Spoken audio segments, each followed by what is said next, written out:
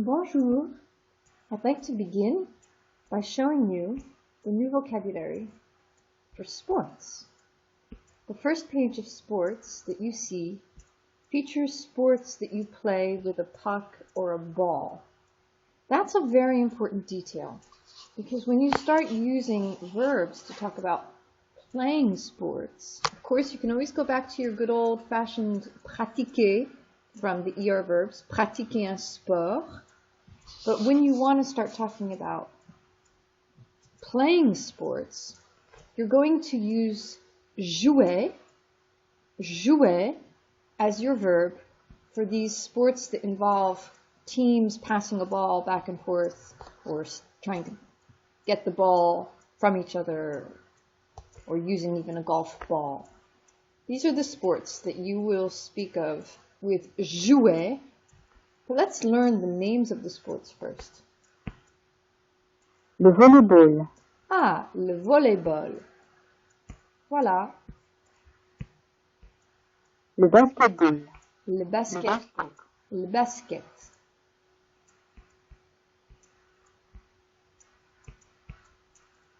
Le basketball. Le basket.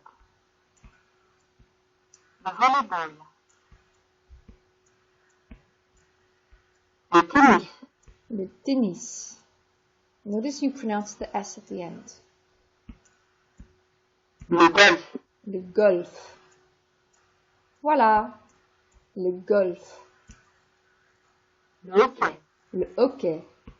Voilà. Le hockey. Le rugby. Le rugby. Le football américain. Oui. Ça, c'est le football américain. Ça, c'est le football. Le football. Le foot. Oui, on dit aussi le foot. Le foot. So notice all of these are very Anglo-Saxon sounding. French are very influenced by British and American sports. So, as these are foreign words that have been imported into the French language, they are naturally all masculine. Le baseball. And you may want to just kind of practice le baseball, le football, le golf, le volley. Now that we know how to talk about them, it's time to start looking at how to talk about playing. So the second activity should involve just practicing saying jouer plus a plus le sport. But wait a minute. Attention. A plus le, ce n'est pas possible. When you have a and then le, that preposition and its definite article are contracted to form o. So you would say jouer au basket. Jouer au foot. Jouer au golf. So imagine you want to conjugate. Alan plays golf. In English, Alan plays golf. In French, Alain joue au golf.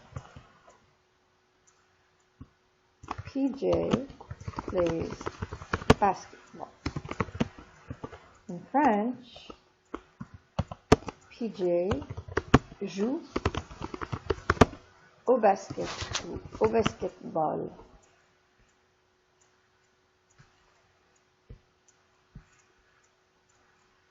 Now, there are some other sports that you're going to be seeing that don't involve balls, and those sports, oops, I don't want to see that again. Those sports or leisure activities as well involve using the verb faire.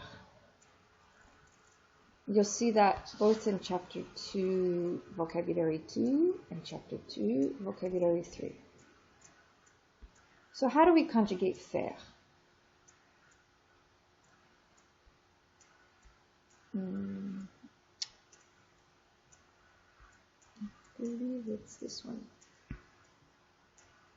You start with je fais.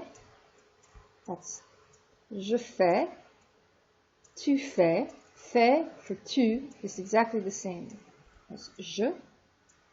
Il fait, elle fait has a T. Nous faisons, vous faites, and then the plurals, ils font. Faire is a very rich verb and possibility. It translates in English into make or do, based on the context. Where we would say, I'm going to make a cake, the French cook would say, je vais faire un gâteau, or je fais un gâteau. And if we're going to say, he does sports, the French are going to say, il fait du sport. Or he does nothing with his time. Il ne fait rien de son temps. Or he does his homework. Il fait ses devoirs. So here, let's just look at the common uses of faire together. Le soir, Marie-Claire, so that's third person singular, fait ses devoirs. Mes frères et moi, nous faisons du sport. So this would translate, my brothers and I play sports. We don't really say, well, I guess sometimes we say he does sports. So my brothers and I do sports. But in this sense, I wouldn't translate it, we do sports. I would say we play sports on the weekends.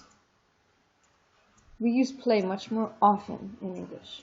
Donc, mes frères et moi, nous faisons du sport le weekend. I would even almost translate that we work out on the weekends. Mon père fait souvent la cuisine. So my dad often cooks. We more often just talk about he cooks. He likes to cook. He often cooks. In French, you have this faire la cuisine, so to make meals, to cook meals. Vous blanc de la gym chaque jour. Vous faites de la gym chaque jour. So this means that you work out every day. Gym is short for gymnastique. Interestingly, we talk about going to the gym. Now, the gym in French is masculine. It's le gymnase. And you never shorten it. You always say, il va au gymnase. But once he's there, you can say, il fait de la gym, and you can make your little abbreviation for gymnastique. Vous faites de la gym chaque jour. N'est-ce pas? So you go to the gym. I would almost translate it. You go to the gym. That's our short way of talking about people going. And in this case, gymnastique is not like girls or boys gymnastics. It's like exercising your body with repetitions and moving your body around. So, working out. Tu blanques une quiche ce soir. Oh, you're making a quiche. Again, people say often faire la cuisine, and when they're making like dinner or they're making a cake or a quiche, they're also saying faire. So faire is very, it's an element of talking about making food. Je blanque rarement du golf. Now, I talked to you before about how jouer au golf, but sometimes some sports have a faire possibility when you're talking about kind of doing golf individually. Donc, je fais rarement du golf. Or, je joue rarement au golf. Maman et tante Aurélie font beaucoup de bruit ensemble. Here, it's translated, make a lot of noise together. Et Monsieur Martin, il ne fait rien. This means not only he doesn't do it, he doesn't do anything. With rien, doesn't do it, or doesn't make it. Now is translated, il ne fait rien. Now, you may have noticed sometimes with faire, when I'm talking about making sport, well, I'm joking. That doesn't sound correct in English, does it? Because it's how French people make mistakes in English. A French person will often say, he makes sport. Well, he does sports or he plays sports. But when you have that faire, you're going to use de and then the sport. But a lot of sports are masculine. Again, we have this rule of contraction with the masculine as well as the plural. Du. Faire du sport. But if it's feminine, faire de la gymnastique, ou faire de la gym. faire des gâteaux. That's the contraction of de plus les or gâteaux.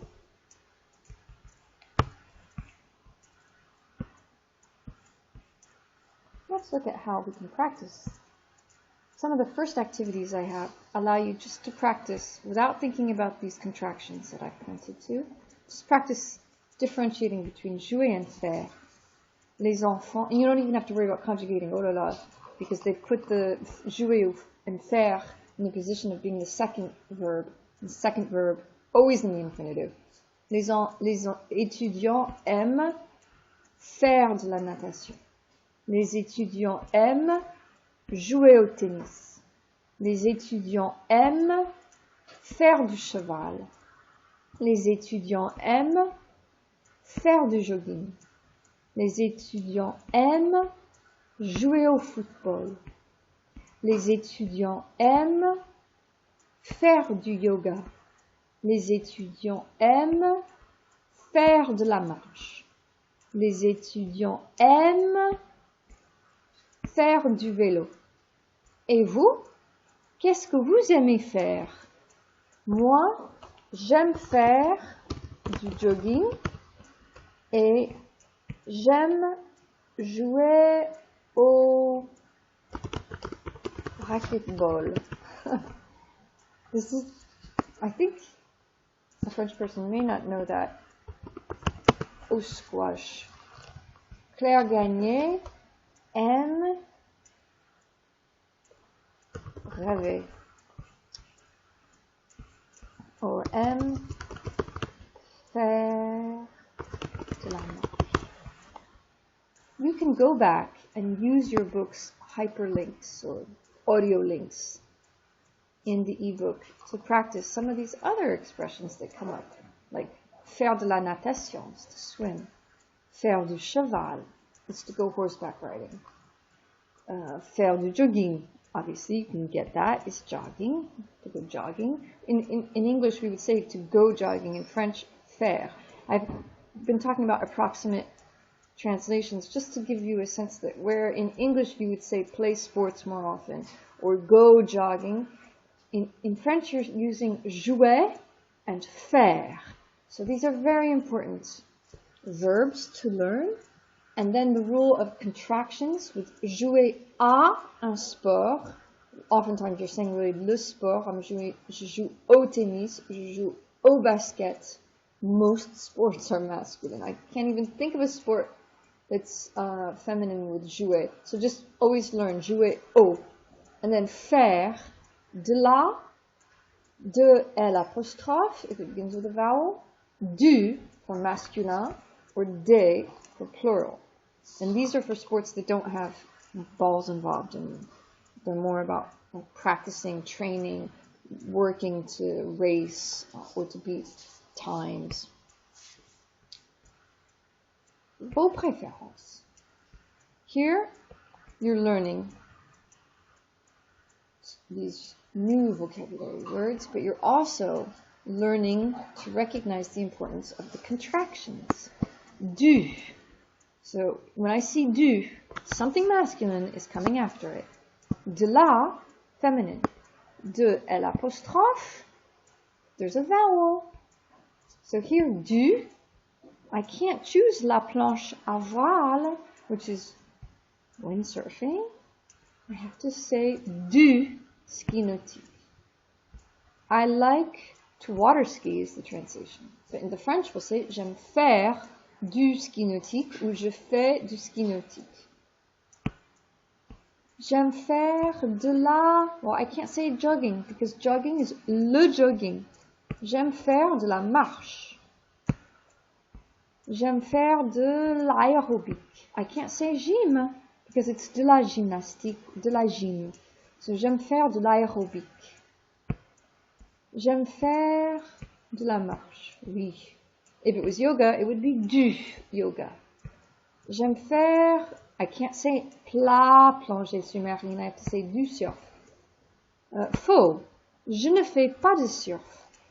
J'aime regarder les gens faire du surf. J'aime faire, I would love to say bowling, but that would be de la natation. Et vous? Mes amis et moi, nous aimons faire du yoga ensemble. Ma camarade de chambre, mon camarade de chambre aime faire du surf.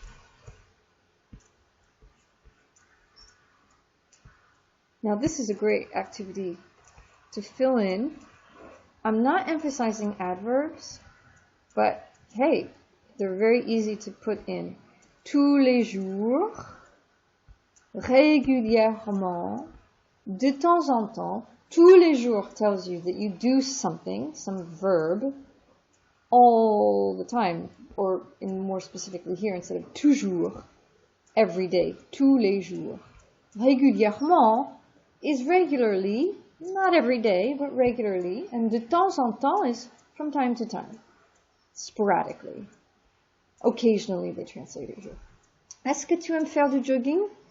J'aime faire du jogging tous les jours. Mais ce n'est pas possible tous les jours. Donc, pour être honnête, j'aime faire du jogging régulièrement. Est-ce que tu aimes faire de l'aérobic? Oui, j'aime faire de l'aérobic régulièrement. Tu aimes faire de la marche? Oui, régulièrement.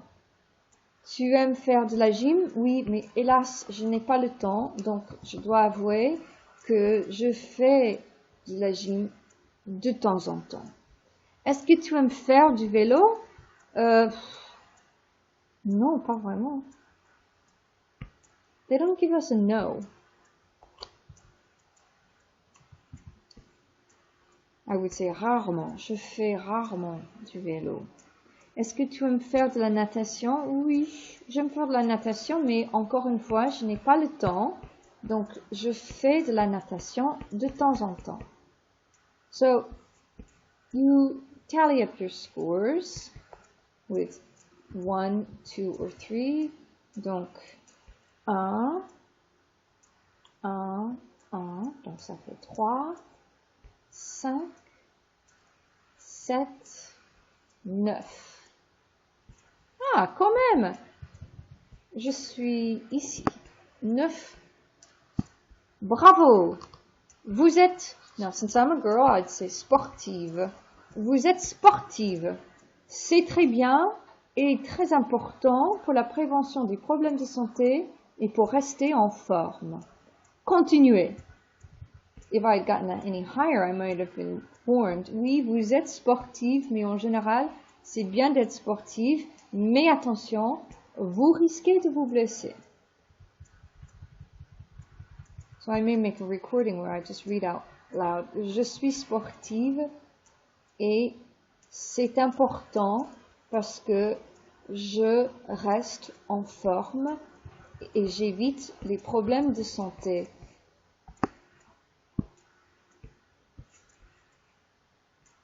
Okay, so some of these activities help you just to work on faire and then put in another element to enlarge your palette.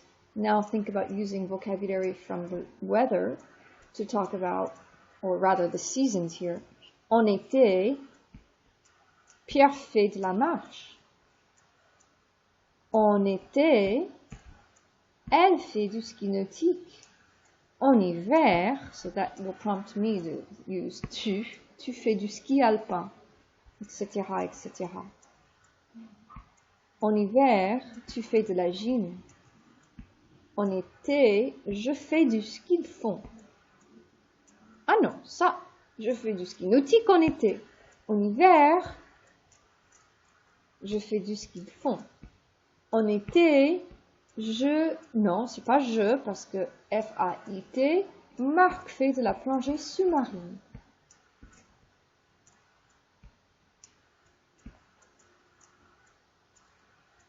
Now, this you would do with classmates. Which classmates are most likely to do the following activities? So you may know some people from the discussion board, like Pierre, or Pierre et Jim, Jacques et Jeanne, Loïc, or Louis, or Louisette, Hugues, et Jean-Marc font du ski nautique. I used proper pronouns, totally fictive, based on whether it was singular, il ou elle fait, or plural, font. And again, these are great opportunities to learn new expressions as you repeat them, and take out a pen and paper and write down your own variations. If you like to go bike riding, then say je fais du vélo with the correct conjugation. Je fais, F-A-I-S. Ma famille et moi faisons de la marche.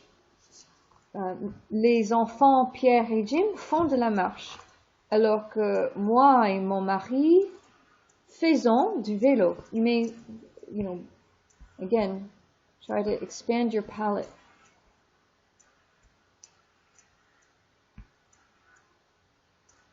Now, this is another aspect of the lesson. Finally, asking questions using the inversion technique.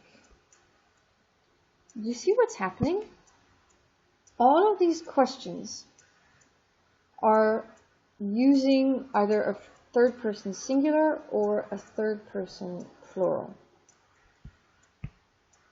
And the question is formed through inversion of the syntax. So instead of saying in a simpler way of asking question, est-ce que Barack Obama parle français? Does he speak French? I say, Barack Obama parle-t-il français?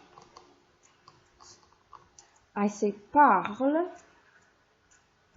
and then I put il after parle. That turns it into a question.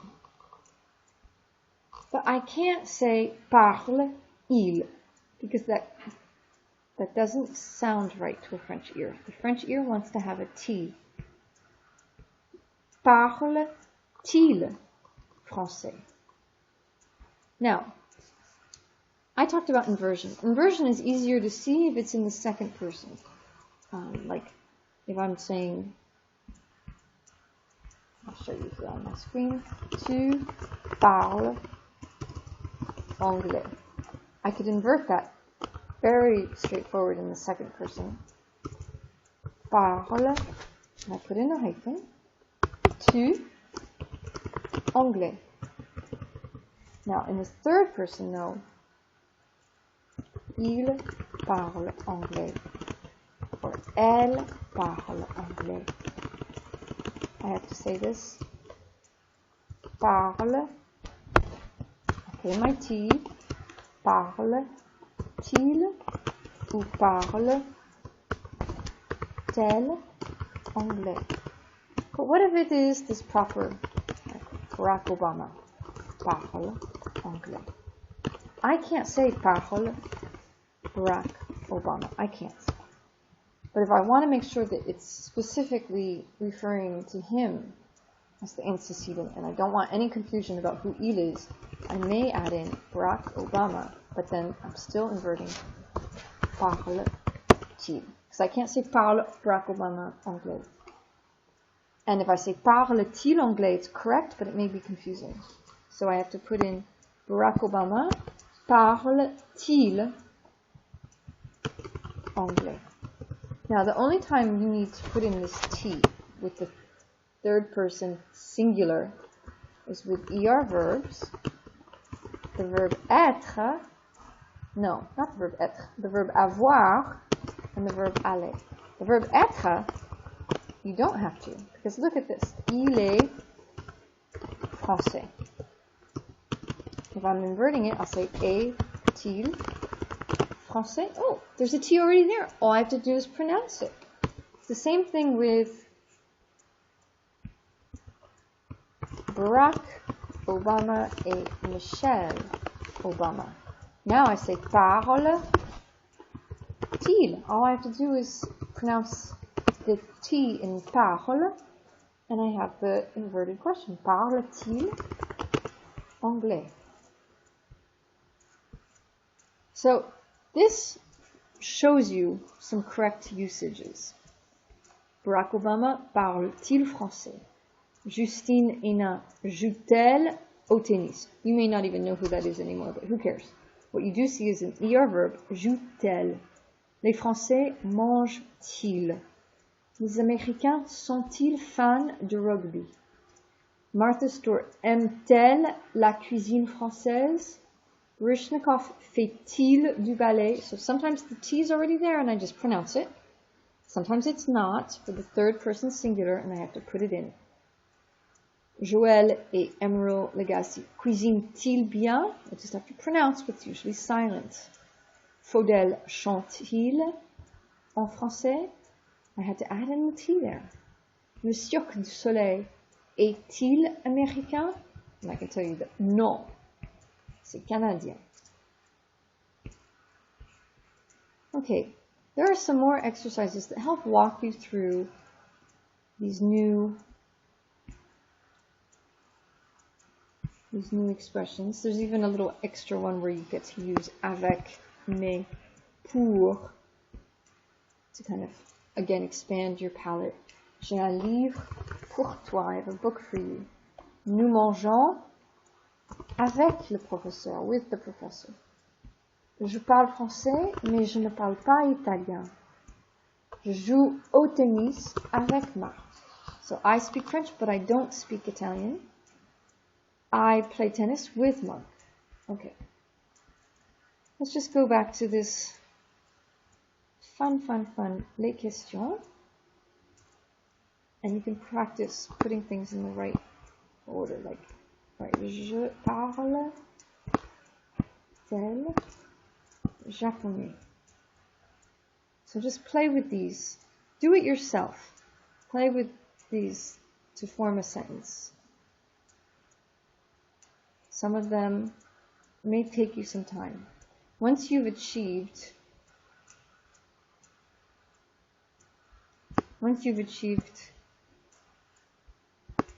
your sentences, you should copy them out. Sont-ils des amis d'Amélie? Oops, wrong way. I would start. This one's tricky because it comes from the sentence Il y a un concert ce soir. Il y a un concert ce soir. With il y a in the inversion, why is the il going this way? Hello? Okay. I'm going to say I a-t-il un concert ce soir? Il y a. Oh, we love il y a. Il y a is that fixed expression for there is or there are. Il y a. In the inversion, like if you say il y a une chaise, there is a chair, you would just put I first, a, put in the T, because it's the avoir. Y a-t-il une chaise? Just remember, I a-t-il is how you ask in an inverted way, is there? And I'd like to remind you that we've been talking like this since the first day of class. Comment allez-vous? Comment vous appelez-vous? Comment vas-tu? Comment t'appelles-tu? Those are all inversions. If you were going to say, is he going to the concert? Remember, in the third person, il va au concert. You would have to put in the T though. Va-t-il au concert? Voilà. I think I'm going to finish. I'm going to finish my remarks. I'm not going to go any further. I've given you enough to take in. You can continue to practice the different vocabulary with faire, which goes even further on into lire. I'm not going to emphasize it just yet. In vocabulary 3, And you can also watch this tutorial and practice. I also, Integrity, have posted some Integrities from former semesters where I break down the lessons that come up in chapter 2, the aller, the verb aller, the verb faire, and the expressions jouer as opposed to faire du sport. So take your time and unpack the different Integrities that align themselves to the book, or continue to go over these practice activities. To have a little fun, you may go to l'équipe.fr to look at French sports in real time. Oh, of course, it's a big time for football, big moment for football, but there's also a lot of tennis news right now. And, you know, it's fun to look at live websites, rugby, basket, cyclisme. This corresponds to faire du vélo, jouer au golf. This is F1, Formule 1. That's very popular. Formule 1.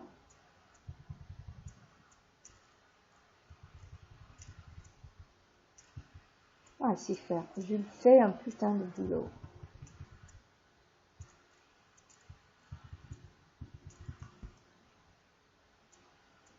I would say faire de la course automobile for these guys.